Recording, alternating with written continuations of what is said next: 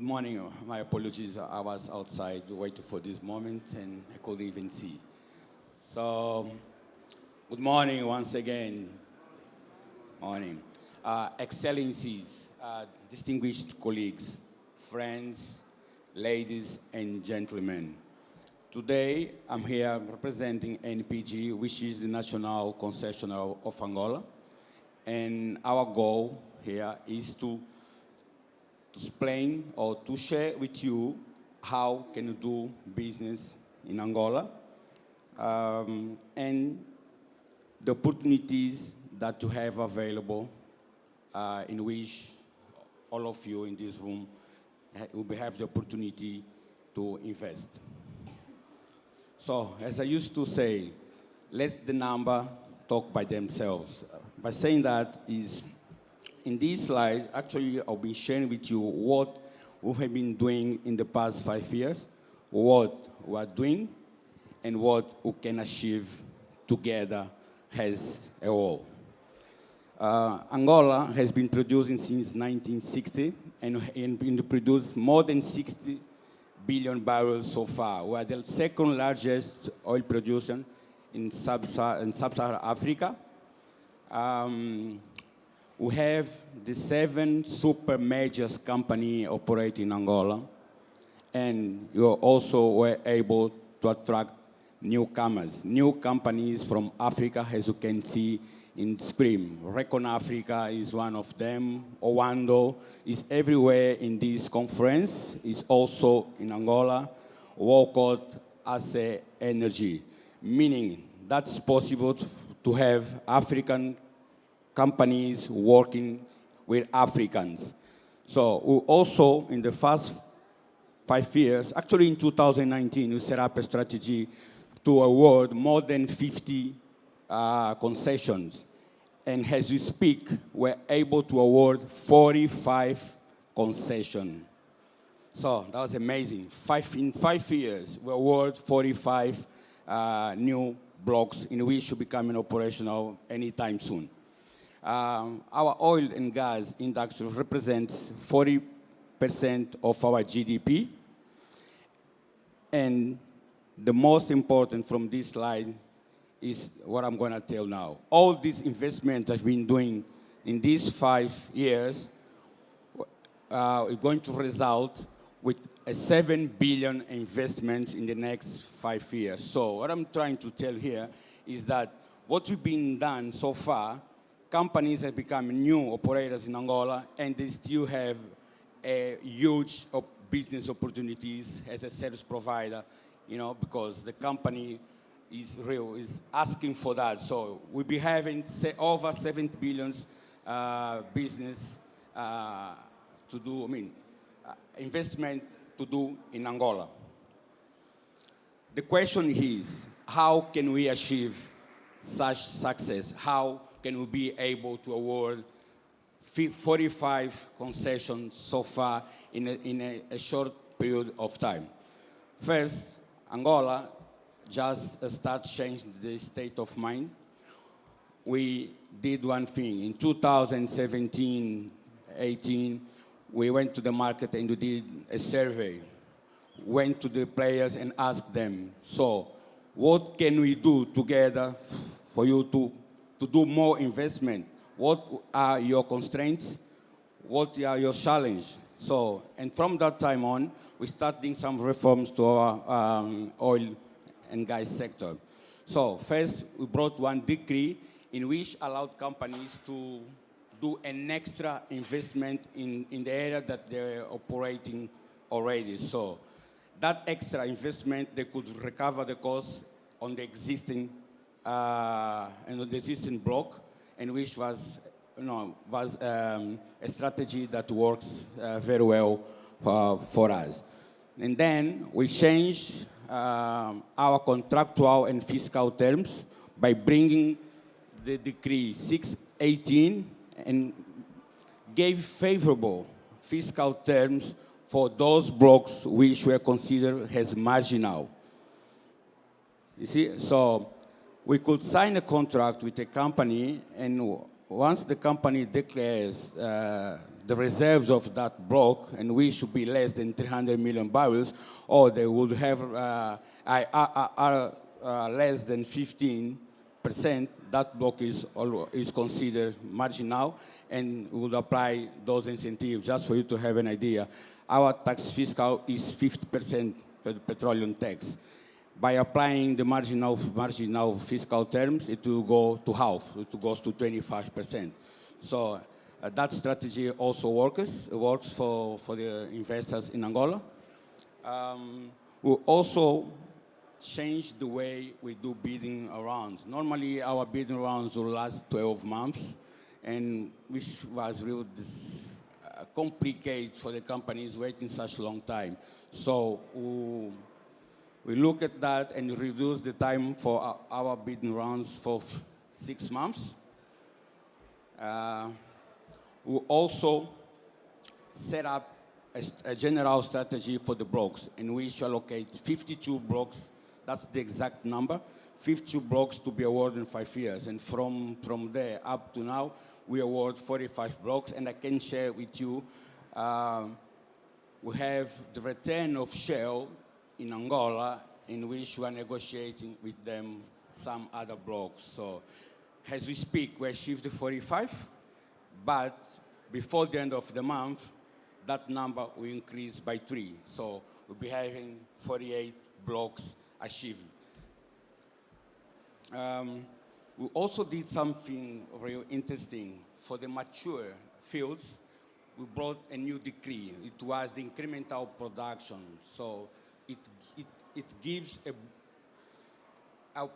an opportunity for the companies operating in that kind of blocks to do an extra investment, and they still recover and they still have profits. So what you could do, the incremental production allows companies to, whatever they're producing for that extra investment they did, we apply the marginal fields. So they beneficiate with the fiscal terms of 25% instead of those 50%. So combining all these reforms that you've been doing, and you continue to do it, this is what made us too successful. Those were the instruments that you use to first award so many blocks and manage to increase production in the past 5 years, because we had that natural decline, and by bringing these instruments, that decline is, slowly we're undercover it. So we changed our state of mind for the oil and gas sector. Those reforms that you did to the market made us to be more pragmatic, flexible, and agility. By being agile, we'll be able to do direct negotiation in less than 3 months. We also were able to award blocks through bidding rounds in a 6-month period, and no more than that, and you sign a PSA, the Production Share Agreement contract. We also, as we speak, we can last no more than 30 days to have a risk service contract approved and move forward. So, gentlemen, have you seen in the beginning of my presentation, as I say, one bid round will last 12 months, now you do it in 6 months. A direct negotiation is possible to do for any existing block, and you can do it in less than 30 days. By being flexible, we had the opportunities for the operators in Angola to renegotiate the existing terms. As we know, from time to time, the market brings some constraints to the operations, and they might not become so profitable, and companies stop investing. What you did, just you got out of the box and sat with them, renegotiate certain terms, in which we made, you gave them the opportunity to continue investing, and get more profitable for what we've been doing in the market. Even for the ultra-deep blocks, we identified them and applied the marginal fiscal terms, which is 0.5% of the general rules. And by doing that, of course, they became less exposed when it comes to financial those investments. The other thing that we did, we become pragmatism, the way we do business in Angola.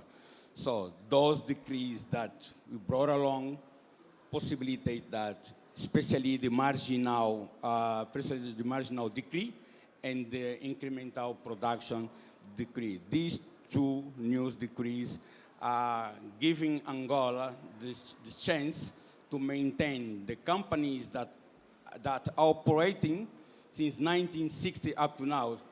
1960, I'm talking about Chevron, for instance, so it's been in the market for so long, and that concession, we had the opportunity to extend 2 times so far. So that's the same block. Since 1960, 20 years expired, we extend for another 20 years, and now extend again for another 30 years. So it means that that basin is real good. It's producing a lot for Angola.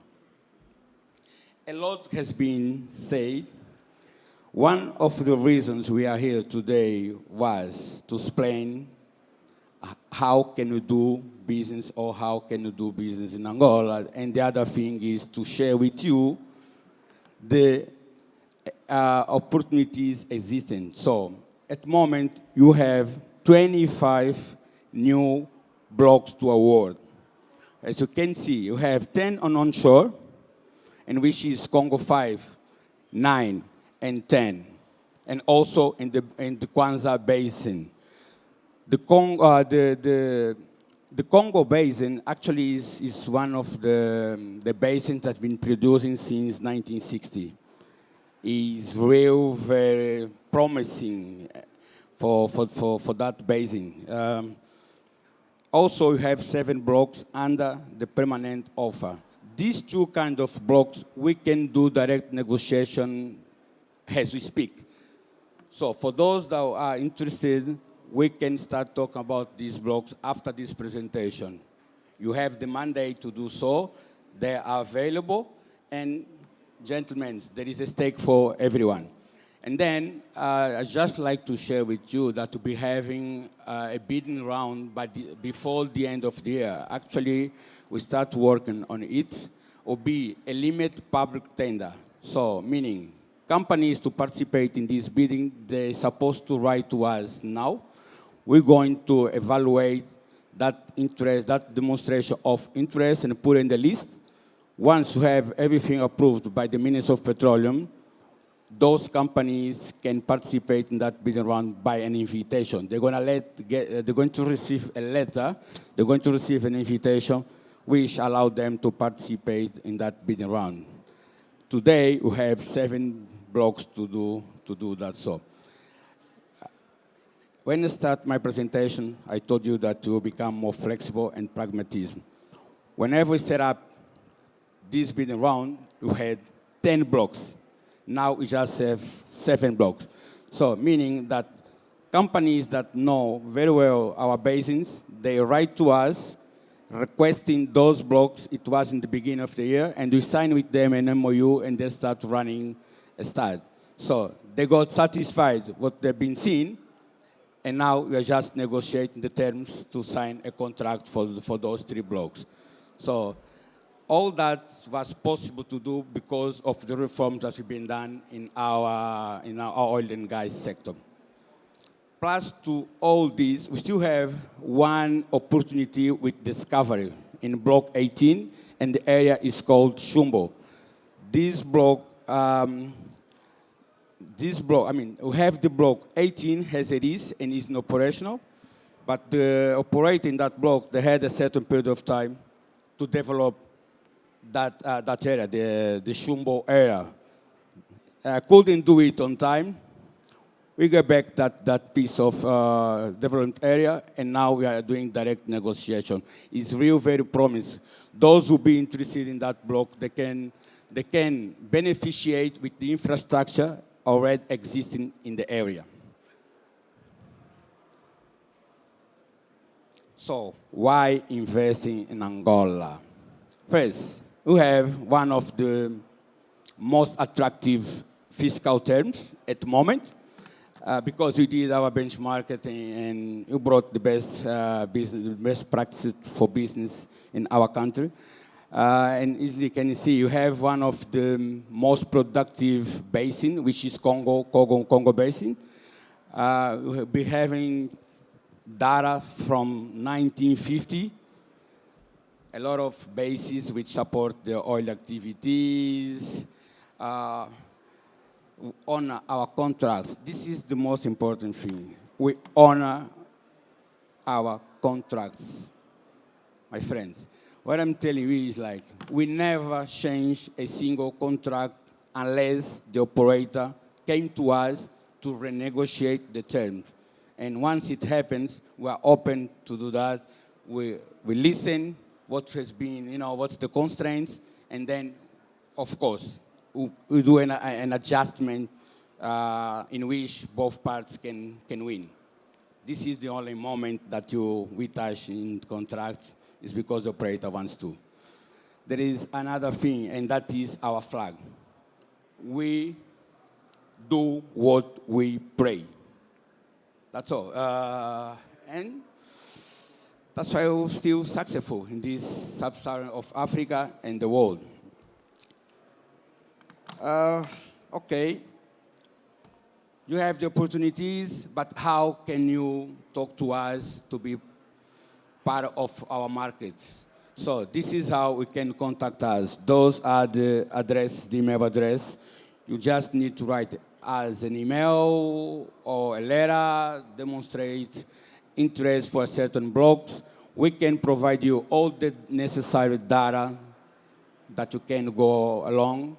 We also set up a VDR, which is the virtual data room, and which allows you to go through all the information related to all these blocks that I present today for 15 days.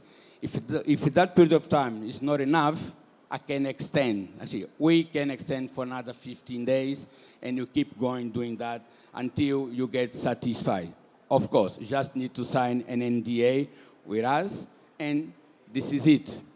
So this is all that I had to present today, and I must tell you, whatever was presented here, we can negotiate right away in this conference. We can start sharing the points, contacts, and we count on you.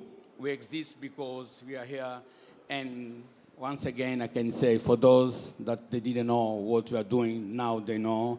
And for those didn't believe that was possible to do business with an African, we showed already, have a couple of African companies joining the Angolan oil and gas sector. Gentlemen, thank you very much, and I hope I see you in Luanda anytime.